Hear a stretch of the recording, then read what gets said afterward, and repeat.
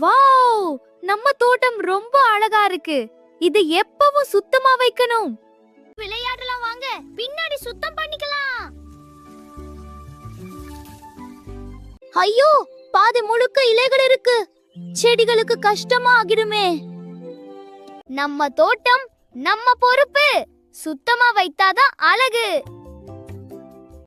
சில இலைகளால் என்ன ஆகும்? நீ ரொம்ப கவலைப்படுறே.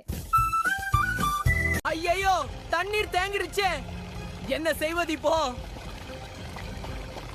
எல்லாரும் சேர்ந்து சுத்தம் பண்ணலாம் வாங்க, சீக்கிரம். சரி கேப்பே. சரி நாங்க வேலை செய்வோம். இதோ வருகிறேன்.